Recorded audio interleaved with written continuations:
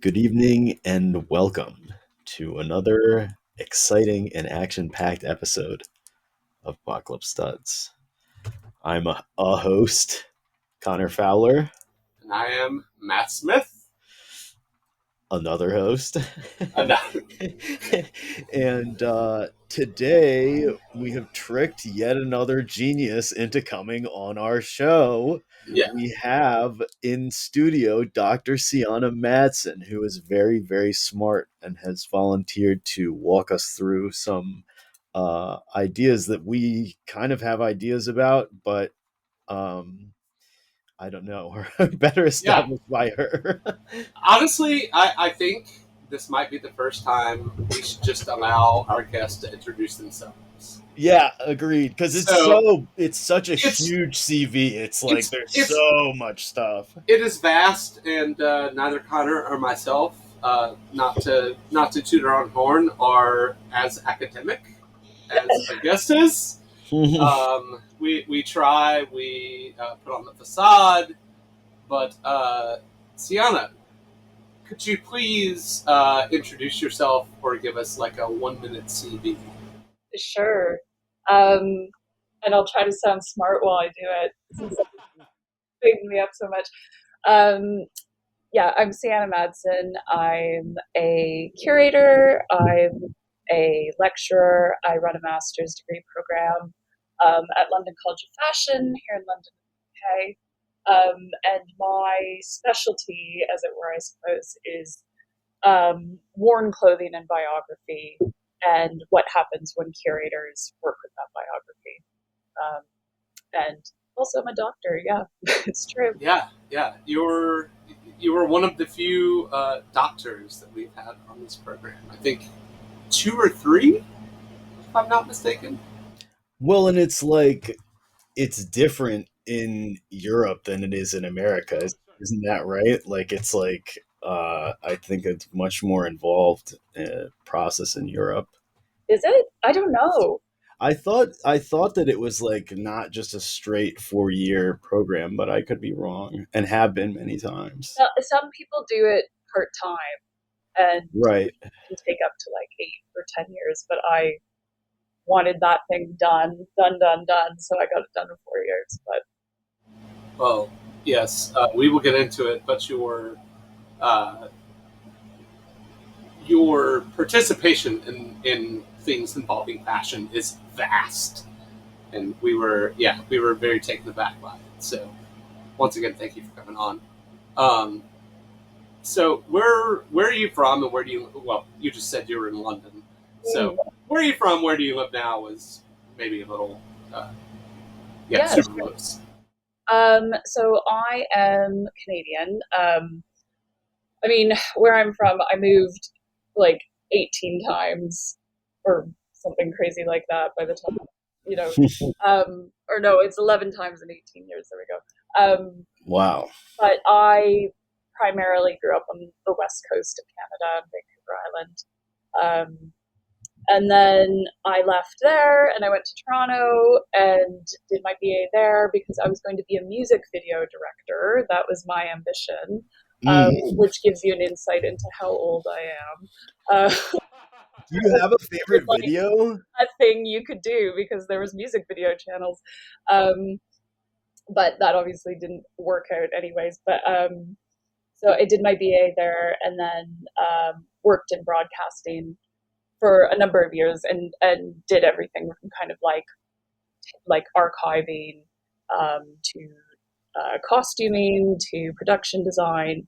And then I moved to the UK um, and was in London for about 8 years. And then just about 3 years ago, moved to the Kent coast to a town called Ramsgate. So I've ended up in kind of like, a little harbor town, not dissimilar to the one I grew up in, but just in a totally different part of the world. I mean, that kind of sounds amazing. Uh, wait, It's a trajectory, I will say that. Do you have a music video that I guess made you want to make music videos? Like you were like, fuck, that is what I have to do.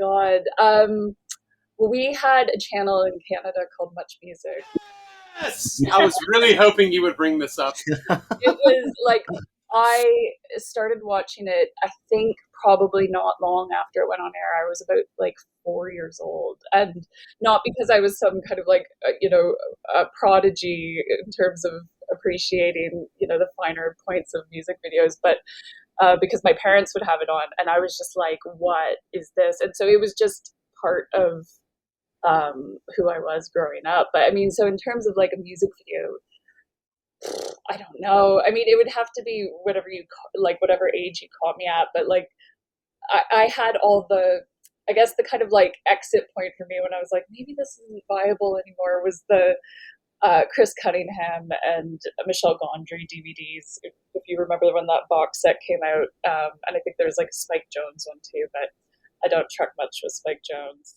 Um, so I think I there's also the woman who did like a lot of No Doubts videos. I think her name's Sophie Mueller. I really loved her work. Floria Sigismundi. Um, but yeah, I'm not au fait with the directors now per se. We aren't going to check. So, Yeah, yeah. you are So the like, authority as far as the show is concerned. I grew up in rural Georgia, Mm. and we would get Much Music for like those 2 week spans where like the cable company was trying to get Oh, subscribers and things. So we would get like Much Music and MTV2, and at this point, like MTV proper was still playing cool shit yeah, yeah. from time to time. It wasn't, it was pre TRL and the I don't know, the Hit my exalted, ride. yeah, like pre The like fucking reality whatever they became, implication. reality Mhm. television or whatever. Yeah, Much yeah, Much Music was always so sick because it played like a lot of indie and alternative and like mhm. punk stuff Yeah, yeah, um, that you just did not see elsewhere. MTV2 was kind of the similar. I remember, I swear to God, I saw like 15 Tragically Hip videos every Oh, which like I enjoy the Tragically Hip. They're kind of like, I guess, Canada's like a premier band. I'm not sure, well, but yeah, yeah, for better or for worse, yes, I do love the Tragic Hip. I mean, Much Music to me, there's no contest. It was the best channel. Like there it was was wonderful. It was like the 120 minutes or whatever, like weird, underground shows on MTV times 1,000, and yeah, it yeah, was yeah. like, And depending when you watched it, there was a period of time when they used to do things like they would let Weird Al Yankovic take over the channel for oh 24 hours. yeah, yeah, I totally remember this. And it was just 24 hours. There you go. Just handed it over to him. And it's like, Yeah, like, you couldn't, I mean, you wouldn't do that now for probably a few different yeah, reasons. yeah, and I don't know how Connor's stance is on, or what Connor's stance is on Weird Al, but like I stand Weird Al to this fucking day. Like, dude, I'm pro Weird Al. I'm not yeah, gonna I say. figured. Yeah, I'm not gonna like. I kind of feel like if you shit talk Weird Al, you are not our people. Well, it's like Oh, you would be a cursed person anyway. He has proven himself to be genuine and like yeah. nice. So leave the man alone, I right? think he's pretty wholesome.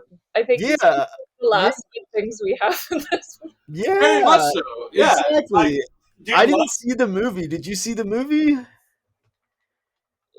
with Daniel Radcliffe? I have not. I didn't see it either, but I mean, I know that Radcliffe is like a talented actor, Yeah, so I would yeah. be kind of interested. Like, as much as I dislike a biopic, I uh, think it was. I think I did. Oh God, the fact that I can't remember probably doesn't say much about it. But I'm terrible at watching movies. This is one that's been on my list since it that's came your out. review of the movie. You don't remember it. Yeah. it washed over me. Nothing stuck with me.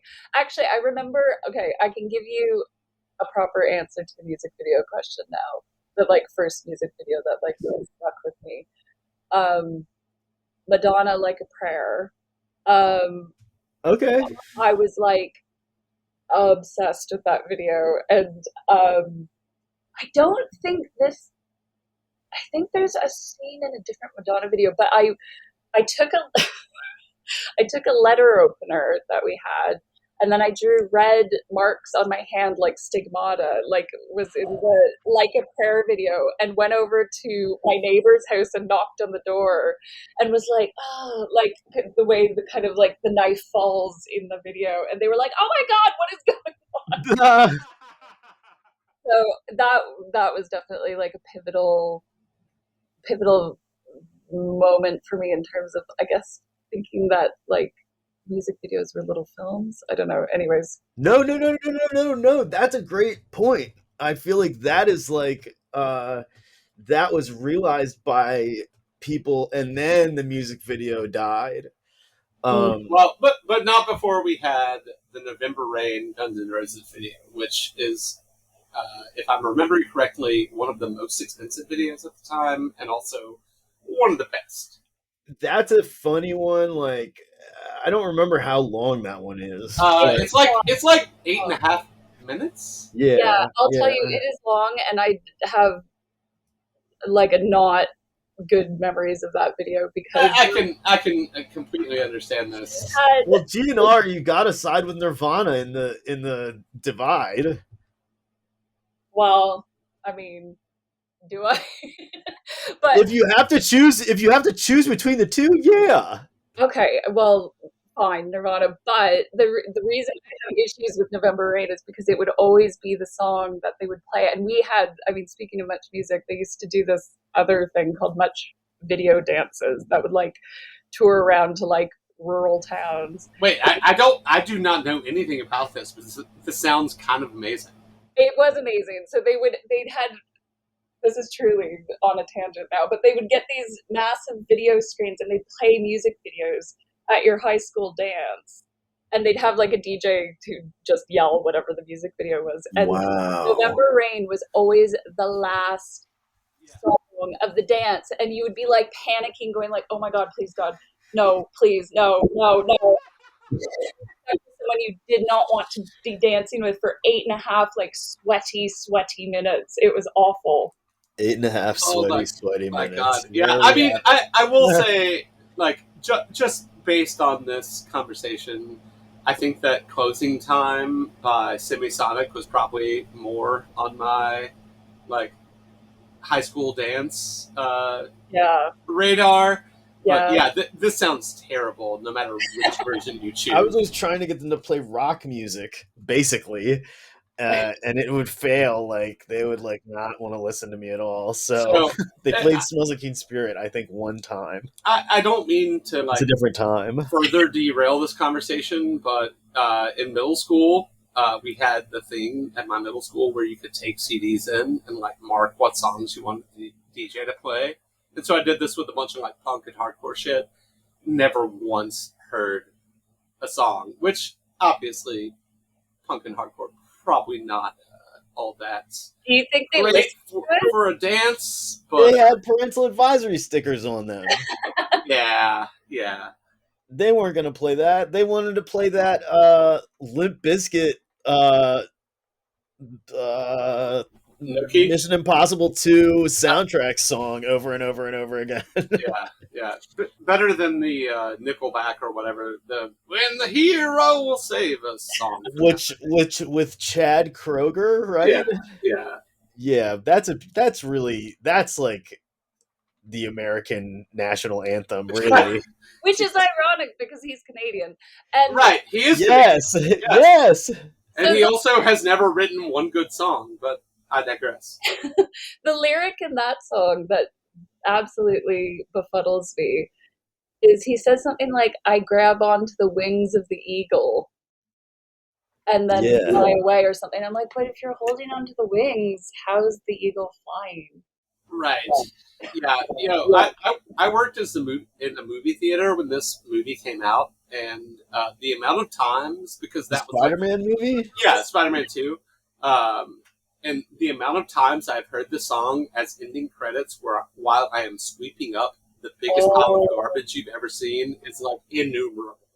That's tough. Like 10 times a day for, 5 days a week. And I'm just like, not about that life. Sorry about that. You know, it added to my history, and now Chad Kroger is basically, and Nickelback are basically a meme. So all comes full circle. There you go. Uh, so, growing up on the western coast of Canada, what kind of stuff did you see, like clothing wise, growing up, and what were you wearing at certain points? Um, well, it's a real mishmash, to be honest with you. Like I'm from kind of like the northern Vancouver Island, and so it was very like it's logging. Well, it was logging and fishing up there, so it's quite like um, I guess like jean jackets and like outdoor wear. But then also it's got this kind of like West Coast thing where people are wearing, especially now, are very kind of like Lululemon. So it's and this is obviously gross generalization, all of the things that I'm saying, but that's the kind of like, and then there was also like there's lots of smaller communities and island communities and indigenous communities, so there would be like inflections from people in those communities that you know modifies what they're wearing, but it was generally pretty I guess just like small town, like probably what you'd find in most North American small towns. In high school I was very interested in matching my shirts or my sweater sets to my hush puppies. Ooh, Yeah, hush puppy. so I Nice had name drop. yeah. So I was very into that kind of like matching thing, and I guess it was like a little.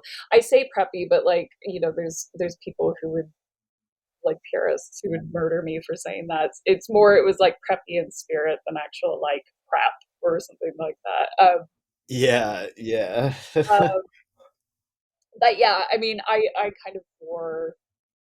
I think I wasn't terribly um, fashionable, I guess, for whatever that means.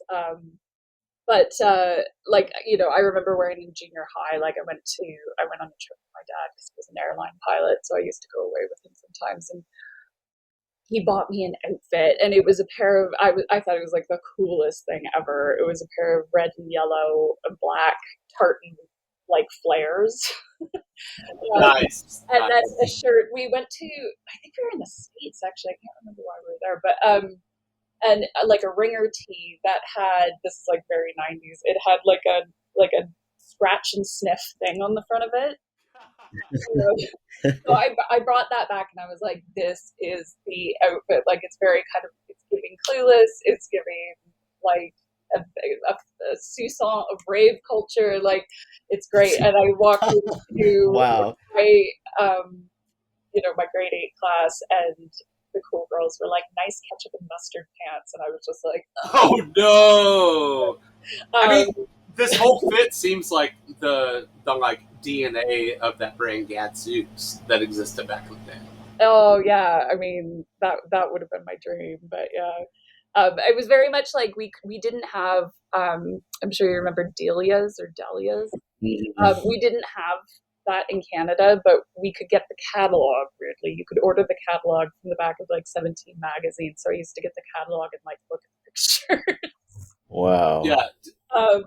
But yeah, so I mean, in terms of what I was wearing when I was living there, it was kind of that. Like, I think it was like a little bit aspirational about looking at people like Gwen Stefani or like maybe a little bit of Clueless, but not that kind of like out there, and bringing that into my own style, but like in a very, very safe, to fly under the radar way. Do you remember kind of the first piece of clothing that really like stuck out to you? Um, like at all in my life. Like the first thing we ask the first clothing memory, Mm. but like the first thing that really just made an impact on you and like what you were interested in. That's a tough one. I think it's probably not even something that I necessarily was wearing. Oh Um, yeah, that's totally cool. like I, and I mean, this will probably be more telling about what I do now, but my grandmother, my father's from Denmark originally, and my but they immigrated to Vancouver, and my grandparents lived in this apartment building in Vancouver, and would always go to swimming every day, and we're very active, and she would always have her like velour kind of like zip house robe on the back of the bathroom door, and it was like I remember from when I was little, like going to visit them, it would always be hung on the back of the bathroom door when you'd go into their apartment. And it was like as soon as I saw that, it was like, oh, I've arrived. I'm with my family. And so I think that's probably the first thing that had some sort of like meaning to me in a way that wasn't just kind of the ephemeral nature of the clothing that I was wearing, which you just kind of grow out and get rid of. And actually, when she passed away, I asked my grandfather if he still had it, because I would never wear it myself, but just because that had such meaning to me. So I think maybe something like that. So it's not even necessarily something that I would wear, because certainly the ketchup and mustard pants are very meaningful to me. Yeah, of course. But I think in terms of like a piece of clothing that I can think of as being like symbolic or meaningful is probably something like that. Yeah, that's a beautiful answer. Thanks. So I guess we're kind of at the thesis topic, Mm. right? Um, do you want to walk us through that? I mean, how did you get there to begin with? Uh, I mean, clothing biography meaning. Yeah. Well, I mean, to kind of like dip back into my wide ranging career. Um, when I moved to the UK, I was a bit at loose ends. I was like, what the hell am I going to do with my life? Because I'd given up this career in broadcasting and moved, and I was like, oh God, what am I going to do? I don't want to start all over again. And I was working in retail at a few different brands in London, and I ended up starting to talk to a gentleman who used to come into one of the shops that I worked in, who was working at the Museum of London. Hmm. Um, and I was saying, I had done costuming. I'm really interested in that kind of thing. I'm into historical clothing. And he was like, oh, I'll introduce you to the curator in the Dress and Textiles collection at Museum of London, who Damn. at the time was named Timothy Long. He's since left and is back in the States now. And I went and met him, and we really hit it off. But it just so happened that they were recruiting volunteers to work on a new collection that they had acquired there, belonging to a gentleman named Francis Golding, who had been Mhm. a really important city planner in London, and he was gay, and he was a collector of clothing from like his entire life. I mean, he would have been able, I'm sure, to give you a great answer about his first kind of meaningful piece of clothing. Um, and he had died in But you did too. and he died in a cycling accident, and his husband ended up donating his clothing in part to London. So I came in at this point and began working with this collection, doing what we call the acquisition process, which is cataloging it, measuring it, doing really close analysis of the clothing and making descriptions of it. And I think that was the kind of impetus for me being interested in the biography of clothing, as I see it, which is how our lives become embedded in clothes we wear. Because there were things like, of course, mending or staining in his clothing. There's smells coming out of them, which, depending what collections you're working with, can be interesting or bad. Yeah, Right. some of my favorite smells are old clothing. It's like, yeah, it can be interesting. But particularly with him, he kept things in his pockets, and not just lint and receipts, although there was certainly that. It was things that kind of pinpointed him in space and time, and it was so pictures even of himself and like letters to and from him, to other people, matchbooks from hotels and plane tickets and all this kind of stuff. And I was like, oh my god, like I can almost, or I can imagine his life through the things that I'm finding in his clothes and through the signs of wear in his clothing. Um, so I was doing that, and I was like, yes, this is what I want to do. I want to work in museums. And started applying for museum jobs, and I could not get like a gift shop job. And it was Yeah. basically, I was told that if you don't have a master's degree, it's like, fat chance. So I was like, okay, I guess I have to get a master's degree. And I had, when I finished my BA, like at that point, whatever it was, 11 or 12 years before, I had kind of said goodbye to school and thought I would be going back. But I applied to the master's program in fashion curation, and as it's now called, fashion curation and cultural programming at University of the Arts London, and I applied with his collection as my research project, so that I would be looking at the pocket contents and his collection and what it kind of meant. So I did that. I did the master's degree. That was all wonderful. And as I was getting to the end of it, the opportunity came up to apply for a funded PhD, to continue the research. So I applied and I got accepted. And so I was like, okay, I guess I'm doing my PhD now. Yeah. So, Yeah. and concurrent to all of this, I was working and doing, lots of other things as well too.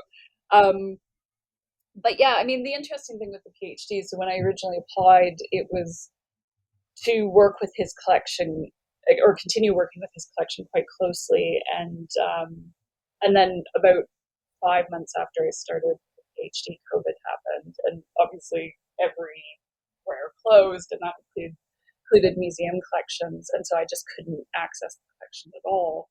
But one of the things that had started emerging to me in my research when I was on my master's degree was how much curatorial interpretation of people's biography impacted what was actually documented in the collection. So how I see something or how I understand something when I'm doing the cataloging of it is what becomes history in terms of it being documented in the collection. So when COVID happened and I couldn't physically access garments anymore, I started looking more at this idea that I had, and everyone's got a term in academia, and my term is curatorial interruption, and that's what I see as like the curator coming in and literally interrupting someone's biography by inserting their own kind of interpretation of that in there. So that became the focus of my PhD research, is the argument that we have our biography embedded in our clothing, and curators have bias and subjectivity, as we all do. That's how we are. We're humans, and that when those two things come together, there's a friction, and there's a new kind of history that emerges. Did that answer your question? Kind of. I think so. Yeah. Definitely. I mean, we were definitely curious about what the curatorial bias was, and I feel like you kind of explained that to the lay people that we are. I mean, hopefully, yeah. I mean, it's a scary word. Like, people hear bias and they don't like that. But I mean, one of the one of the sources of bias I looked at in my PhD research is cognition. Like, we get so bombarded with information every day that we develop cognitive systems that help us filter things out, and that's so when I say like we're all biased, we are all biased. It's how we move. Certainly. Yeah, definitely. Yeah. I was gonna say something about paper ephemera. Mm, Like, I think that that's some of the most interesting. I don't know, some of the most interesting stuff that gets left behind.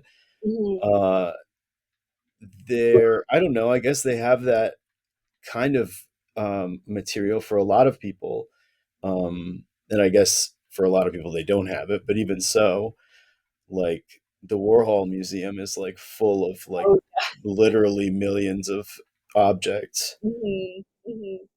Yeah, I mean, and it all, I mean, so much of it is contingent on like how somebody collected their own life and then how Hmm. that's preserved after they go. I mean, I look specifically, I should say too, I look specifically at clothing that's acquired when the original wearer of the clothing is not around to provide that um, context for how they wore things or what they collected or why they did things. Because then the onus is really on curators and collections to interpret those things and do the research and try to put these stories together. Um, but yeah, obviously, if you have somebody around to be like, yeah, this is where I wore this, and this is how I felt about it, then it's a totally different scenario. Yeah, it's not the same. It's not the same thing. It's a Mm-mm. different game. Yeah, one of the things when we were researching up to this interview was the subculture to clothing pipeline that you've kind of like done things in the vein of, written about, etc. How did exploring subculture and punk in particular as like a concept or historical moment come up for you? Mm. Um, Yeah, so I worked as an archivist with a collection in London called Contemporary Wardrobe Collection, which is founded and run by Roger K. Burton, who is like decades of collecting clothing. And he was a vintage dealer and he was a costumer. Um, Did you but say Roger Ebert? no, Roger K. Burton. Oh, Oh, I Roger. was like, Jesus, Roger Ebert, what have you done? I had the same thought. You just said it. No, Yeah, um, sorry. I wanted to make sure that it wasn't like a same name, can you different person imagine if situation. that was his double life? Yeah, yeah, he's collecting clothing. I think it makes total sense. A movie person, yeah. Anyway, I apologize. No, no, no, not at all. But yeah, he did. He worked really closely with Vivienne Westwood and Malcolm McLaren on a couple of their shops in London, and he was around when punk kind of broke, and so he collected clothes, a lot of the clothing kind of contemporary to the time, and has held on to it in the collection. And so I was getting to work with that when I was an archivist there. And I think that I mean, it's a funny one because like I'm not particularly like if a punk music person, certainly not that era of punk. But I'm really interested in, I think, the way people presented themselves, particularly women at that time, and the way punk was this kind of like uh, punk clothing was kind of form of liberation for women, or I think it could be. Um, Mhm. and I'm interested in Vivienne Westwood, but not kind of the latter day Vivienne Westwood as a designer, but those early days when she was working with McLaren and developing this what punk was and what the kind of codes of punk were. Um, so yeah, so I mean that's a kind of ongoing project with me is looking at that idea of authorship, I suppose, in punk clothing. Yeah, that's a really cool like way to frame it in a lot of ways. Like, uh, I I know a little bit about like their history. Um, never, like you said, never been into like the more modern Vivian Westwood shit. But like, she and Malcolm McLaren had a huge role in in that like aesthetic appeal and continued, to her death. Yeah. Yeah, I mean, they were, I mean, if you think of, I mean, it depends how much, I guess, track you want to put in the Sex Pistols, but they were, Mhm. designers of the Sex Pistols. But of course, there was so much going on, particularly in London at that time, with because the thing that I think gets lost is particularly Vivian was an adult at the time, and there were so many teenagers running around and kind of taking these things and making it their own, or were already doing their own things that she was then inspired by. So it's interesting too. It's like, this the kind of aesthetics of youth rebellion at that time were actually designed by, like a young mom basically. And Right. I Yeah. Yeah. I mean, it's really really interesting. like it's really not dissimilar to like how the Beatles and the Stones in the '60s like rose to prominence. Like it was, I don't know, like the intersection of like subcultures and music and fashion is something we always talk about. It's something that like drives both Cotter and myself, and it's like, oh, cool, like, you know, 25 years later, this same kind of thing was happening on a scale that was like not big, but it wasn't small. Mhm.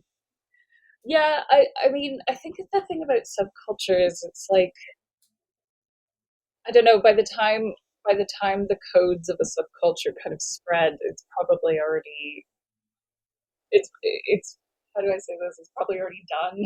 Oh yeah, totally, Yeah, totally. yeah, definitely.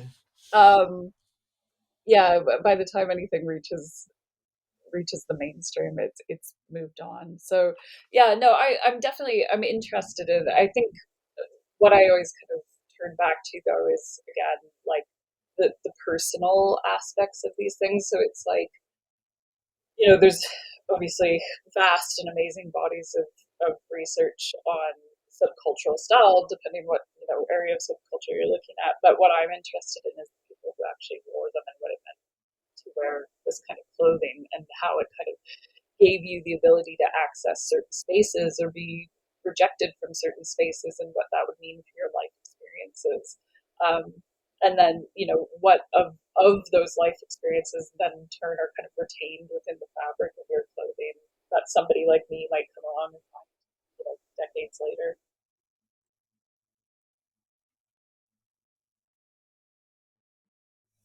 In your academic pursuits of this, this kind of fashion archivism and documenting, like, what are some things that have stood out to you? Uh, as far as, I don't know, just like information available or um, whatever. Um, like, what do you mean? I guess kind of like it seems like not many people are taking the stance that you are on like learning people's learning about people's lives or inferring about people's lives uh, as an archivist and like documenting this kind of weird thing that like really doesn't, not to minimize anything, but like really doesn't matter, but like you Yeah, take something from this. yeah, yeah, Have you experienced things that were or people or situations where like it didn't seem to matter, and then you mined something like really good from it? yeah. I mean, I think it. I mean, to your first point, and I'll probably lose the thread, so bring me back in when I All Mhm. do. good, all good. I mean, in terms of like documenting people's biography, of their fashion or of their clothing, in collections, I think it really depends on what the collection is. Like, um, without kind of going into bigger conversations about how I feel about museums, um, they have different collecting policies, and there's museums like the Met or like the V&A here in England that emphasize the kind of art and design aspect of what they have. And so for them, it's not a priority to document or know necessarily, who wore something unless they were notable, whatever that means. It's more about who made it or how it was made or what it's made of. But then you have museums like, where I was for years at Museum of London, where those lives really are what they're interested in because they're unpicking like what it means to live. So I think it depends where you are, but those things are being documented. But in terms of like something that I've discovered, I think is what you're asking, about somebody's life in a collection. I mean, I was looking at the collection of a woman named Gerlinda Costiff, who was a club promoter in London with her husband, and a really famous club promoter. They did a party called Kiki Gerlinky, and she wore Vivienne Westwood, and she wore kind of like, I guess like 80s and 90s Vivienne Westwood as we think of it, like the corsets. It was one of the main things that she wore. It is one of Westwood's kind of iconic pieces. And she passed away really untimely as well. And her husband arranged to have her collection acquired by the V&A. And they acquired her collection, and I was doing research, and I can't remember how I came upon it originally, but I was like, this is weird. There's no name attached to this collection, but there's one on this file, but not on this one, but they look similar. And then I ended up going down kind of research rabbit hole and going to to the V&A's archives. And one of the things about her collection being donated there was that it was in tribute of her and it was in tribute of her life, but they were interested in the collection primarily because it was Vivienne Westwood corsets. And so when it came in, for whatever reason, her name wasn't attached to the file. And so she was kind of effectively erased from her own clothing in the collection. And I not that I'm some hero, but because, whatever, work happens and things are busy, but I just said, do you know that these aren't actually connected? And so it ended up being her name was put back on the files. And so you feel like, okay, well, something good's come of this, which, as you say, is like ostensibly not, earth shattering. The objects weren't going into an exhibition necessarily under her name, but it's just about kind of reassigning her memory back to her clothing, I guess. Yeah, and it's about correctness too, right? Well, I also feel like that is kind of like, from my interpretation of curatorial bias, like that's a prime example. Like, yeah, and I mean, one of the things that I look at in my research is, the impact of the working environment on bias. Like, nothing's an indictment of anyone. We're all human, and we work at speed in underfunded jobs, and shit happens, but it certainly can impact these stories, which is one of the things that I've discussed. And so it's, if anything, it's kind of I hope a bit of an advocacy for making curatorial jobs and working in collections better funded, because I think they are important. We're documenting history, so we should have the resources to do that with care and with time. Yeah, as someone that very much appreciates the history of whatever garment I come across, like being able to put a face to a name has always been important to me. And like when that's not possible, just figuring out as much as I can about where something comes from is, I don't know, like, it's honoring in a way. Yeah, it's like more dynamic. It's like the thing is like more cool and you because it was someone's. Yeah, and there's multiple ways of looking at any garment anyway, so you can look at it like, oh, this was, designed by this person, this was made by this person, this was made in this location, it's made of this material, it's made by. But if you don't have all that information attached to it, then you get this myopic view of history that overemphasizes or creates a hierarchy of what's important to document in history, which we know is an issue, and it's an issue just as much with clothing, because as you know very well from doing this podcast, clothing is something that we all engage with and is meaningful, and I would say 99.9% of humans' lives. Yeah, it's like, as I think probably the three of us and basically anyone that comes on this program, we think and talk more about clothing than the average person. That's a given, but it doesn't mean that the average person doesn't have like some sort of an attachment to the things that they wear and why they wear them. Even if it's not quote unquote special, it's special in that kind of like personal relationship.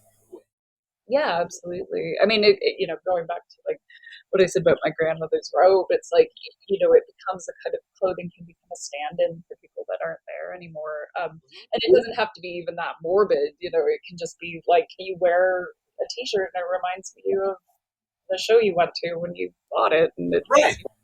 Totally. Like my grandpa kind of looked like Andy Griffith back in the day. And, in my lifetime since the 80s, like I need them to wear like Dickies coveralls, Red Wing or Georgia boot boots, and that was it. Like, looking back, he didn't think he was cool, but like that was his uniform. Yeah. That's the whole point of this show, is just like kind of coming back to that.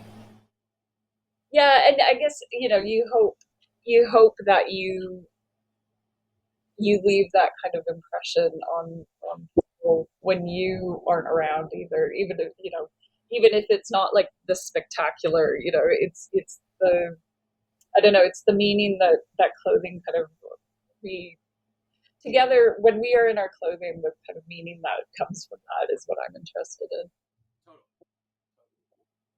Same here. Hell yeah. Well, Cyana, this has been awesome, and we appreciate you coming on. Thanks for having me. Yeah, we love talking to people with a PhD, and we love talking to people that have interesting shit to say about clothing. Oh, thanks. Well, people with PhDs are so rarely, able to talk about their PhD. Right, exactly. Yeah. You probably never talk about it. Probably. People really don't want to hear about it. Well, it has more everyday application than like you get at first glance. Like I would say for your average user, right? I mean, you could say to someone like, you had a parent or grandparent, right? Like, what if you had one of their hats from long ago? Would you cherish it? It's kind of like... Exactly. There you go. That's the log line. Right.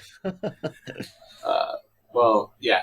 Once again, thank you. We always like to give our guests a chance to shout out whatever they want to.